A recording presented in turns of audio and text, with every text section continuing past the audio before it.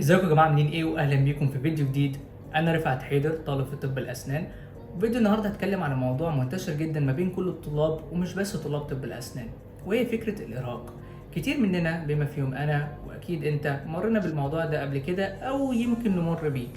فكره ان انت فقدت الشغف وعايز تكسر الروتين اليومي بتاعك. فانا في الفيديو بتاع النهارده اولا هتكلم معاكم على فكره ازاي نكتشف اذا كنا احنا مرهقين ولا لا، علشان للاسف الشديد في ناس كتيره جدا ما بتعرفش اصلا تكتشف الموضوع ده. وانس ان احنا قدرنا نحدد هل الموضوع ده موجود ولا لا، هكلمكم برضو على طرق تانية نقدر ان احنا نعالج الموضوع ده ونتراجع منه، عشان للاسف برضو في ناس كتيره جدا بتسيب لنفسها الموضوع ده، وده ممكن يعمل حاجات تانية كتير احنا في غنى عنها. والارهاق في مجال طب الاسنان بالذات نسبته عاليه جدا، بالذات انه المجال ده صنف انه من اعلى نسب الانتحار ممكن تبقى بسبب طب الاسنان، وده بيبقى معتمد على حاجات كتيره جدا او بسبب حاجات كتيره جدا، منها ضغط الشغل وساعات العمل الطويله والتوقعات العاليه من المرضى، وانك تواكب التطورات اللي بتحصل كل فتره. من غير ما اطول عليكم اكتر من كده خلينا نخش في الفيديو. طيب خلينا نبدا بالخطوه الاولى، وهي انك تتعرف على علامات الارهاق. اولا هو ان انت تبقى دايما حاسس نفسك تعبان وكده فاقد الشغف ومش عايز تعمل اي حاجه. ثانيا هي اللامبالاه، ولا فارقه معاك اي حاجه وزي ما تيجي تيجي. ثالثا هو الانخفاض في الرضا الوظيفي، وتحس انك ما انجزتش اي حاجه وان كل اللي انت بتعمله غلط في غلط وملوش اي قيمه. ورابعا انك دايما حاسس بالاحباط، وان الحاجه دي مش هتظبط والحاجه دي ما اعرفش ايه، عارف انت الشغل ده. لو انت عندك علامه من العلامات الاربعه دول فانت غالبا بتمر بالارهاق. ولو كان فعلا في حاجه زي كده موجوده في حياتك، فساعتها هتضطر ان انت تقعد وتهدى وتبدا ان انت تعيد التوازن ما بين البيرسونال لايف بتاعتك والبروفيشنال لايف، سواء ان كنت لسه طالب او بتشتغل.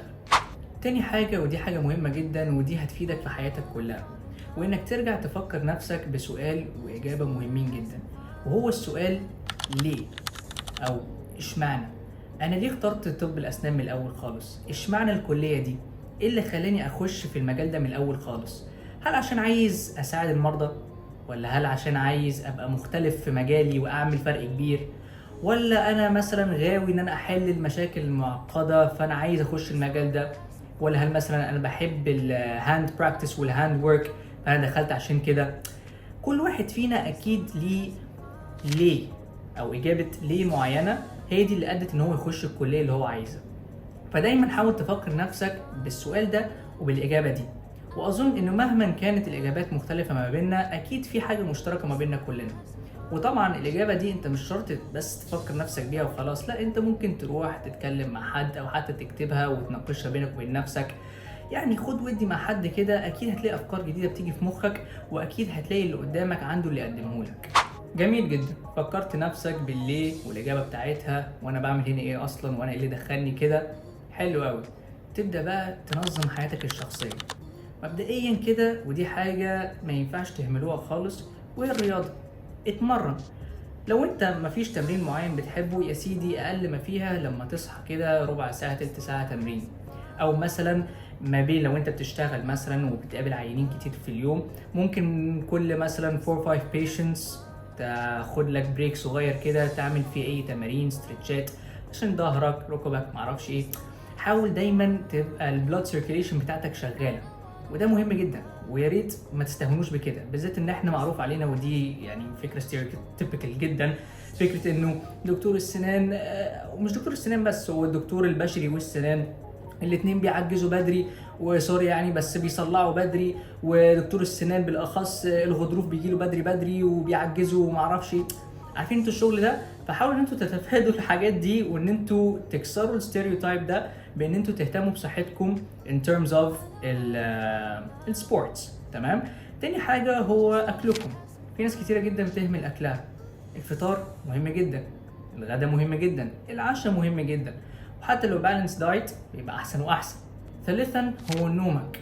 حاول قد ما تقدر ما دام انت عندك اللكجري انك تعمل كده، انك تحافظ على نومك. تنام من 7 يا سيدي من 6 ل 8 ساعات في اليوم، حلوين جدا، بس حاول ان انت ما تنامش اقل من كده. وطبعا زي ما انا قلت لو انت عندك اللكجري كده، للاسف وقت مذاكرتك ووقت شغلك معرفش ايه، بالذات لو انت في بدايه حياتك، ممكن يبقى النوم مش من الاولويات او صعب جدا ان انت تاخد النوم الكافي.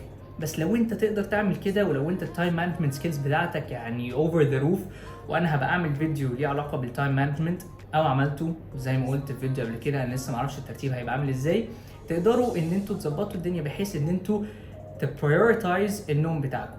واخيرا مارس هواياتك. لو انت عندك هوايه معينه انت بتحب تعملها، رسم، عزف، طبيخ، اي حاجه بتحب تعملها يا سيدي، بتحب تاخد كورسات كهوايه تمرن نفسك او تطور من نفسك في مجالك، اعمل كل الحاجات دي. كل الحاجات دي على بعض بتساعد انها ترخي مخك وترخي اعصابك، فبالتالي انت هتبقى جاهز انك تاخد تشالنجز جديده وانك تقابل صعوبات تانية.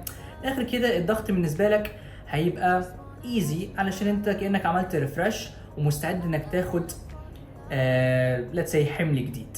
رابع حاجه وهي ليها علاقه باللي احنا لسه قايلينه، وهو تنظيم وقتك، وهنزود معاها برضو ان انت تحط حدود. طيب خلينا نبدا الاول بتنظيم وقتك علشان احنا اتكلمنا عليها قبل كده. لازم تعرف تنظم وقتك، لازم تعرف تعمل بالانس ما بين البروفيشنال لايف بتاعتك زي ما قلنا تاني لو انت طالب او لو انت بتشتغل، وفي نفس الوقت تعمل بالانس ما بين البيرسونال لايف بتاعتك. لو انت جيت على حاجه علشان حاجه هتلاقي الميزان مش متوازن، فبالتالي هتلاقي نفسك عملت دروب in one aspect. فانت حاول قد ما تقدر ان انت توازن ما بين الاثنين، وطبعا كل فتره في حياتك بيبقى لازم ان انت تيجي على نفسك في اسبكت علشان خاطر اسبكت تاني، وده طبيعي جدا. ولكن ان جنرال حاولوا ان انتوا ما تجوش على حاجه قصاد حاجه، وان انتوا تدوا لكل حاجه حقها. والجزء الثاني هو ان انت تحط حدود. يعني ايه تحط حدود؟ يعني تتعلم كلمه اللا. طبعا ما بقولش ان انت تقول لا في المسؤوليات اللي عليك او في الحاجات اللي انت واجب عليك تعملها، بس لو انت شايف ان انت بيطلب منك حاجات فوق طاقتك او بيطلب منك حاجات انت عارف انه دي مش وظيفتك او انت ما ينفعش تعملها او ما تقدرش تعملها، على الاقل ما تقدرش تعملها دلوقتي، لازم تتعلم ازاي تقول لا. لما تقعد تجامل وتعمل فوق طاقتك والشغل ده كله، صدقني انت كده مش بترضي حد، انت كده مش بتعمل اي حاجه غير ان انت بتأذي نفسك، عشان للاسف الشديد الحاجات دي قليل جدا اللي بيقدرها. فحاول انت ما تمشيش بمنهج اللي هو انا هعمل واسوي واخلي واجامل ده واجامل ده واجامل ده واكيد هتترد لي في يوم من الايام، عشان للاسف الدنيا مش ماشيه كده. فتعلم اللا ولكن في مكانها الصح. خامس حاجه انك تروح تتكلم مع حد انت بتثق فيه، ويستحسن ان هو يبقى حد في نفس مجالك. يعني لو انت طالب يبقى زميلك، لو انت بتشتغل يبقى زميلك برضو في المستشفى او العياده او مهما كان. ليه؟ ممكن زميلك ده يكون مر بالموضوع ده قبل كده وعرف يطلع منه بطريقه ما، فانت ممكن تتعلم منه وتعمل زيه ويمكن تظبط معاك. وتاني مش شرط انها ظبطت معاك انها تظبط معاك، بس مش غلط انك تجرب، عادي جدا. حاجه تانية يا سيدي، ممكن يقول لك كلمه حلوه، ممكن يقول لك كلمه تحفيزيه، ممكن يقول لك كلمه تحسسك انك احسن دكتور في الدنيا، انت ما تعرفش. ففكره انك تتكلم مع حد انت بتثق فيه ويقعد يرفع من معنوياتك، دي حاجه بتفرق جامد جدا. وصدقوني انا قلتها في فيديو قبل كده وانا ده متاكد ان هو هيكون نزل، الكلمه الحلوه بتفيد كتير. فياريت ان انت لو عايز يعني تتكلم مع حد ما تترددش خالص. وياريت برضو لو حد عايز يتكلم معاك تبقى دايما حاطط في مخك ان هو مش عايز غير الكلمه الحلوه اللي تزق. هي دي الفكره كلها، الكلمه الحلوه دي هتبقى البنزين بتاعك. النقطه السادسه وهي انك تستمر في التعليم. زي ما احنا عارفين في طب الاسنان او العلم بشكل عام بيتقدم كل يوم، وكل يوم بتلاقي حاجه جديده ظهرت. فانت حاول قد ما تقدر انك تواكب الموضوع ده، او على الاقل تقرا في الحاجات دي. يمكن لعل وعسى في يوم من الايام ينزل حاجه او تطور جديد يشد انتباهك ويعيد تحفيزك وشغفك في الموضوع، تحب ان انت تعرف عنه اكتر. ويمكن انت تخش بقى في مجال اللي هو لا انت تعمل ريسيرش عنه، ويمكن تكتشف انت حاجات اكتر ويفتح معاك مع حاجات اكبر. فاهم قصدي؟ فعشان كده حاول ان انت دايما تفضل مستمر في التعليم، علشان ما تعرفش ممكن في يوم من الايام تتعلم حاجه جديده دي تغير منظورك تماما عن المجال وتحببك فيه اكتر واكتر. اخيرا وليس اخيرا، لما انت تبدا تطبق التغيرات دي في حياتك حاول على قد ما تقدر انك تعمل الموضوع ده بشكل تدريجي. يعني ما تجيش في يوم وليله تغير روتينك بالكامل، او تيجي تحط حاجه في روتينك مره واحده، او تيجي تشيل حاجه من روتينك مره واحده. لا، انت روتينك كان عباره عن A B C وانت عايز تزود دي، ابدا زود دي باجزاء. فاهم قصدي؟ ما تفاجئش نفسك او ما تحطش نفسك تحت بريشر انت مش ناقصه اصلا.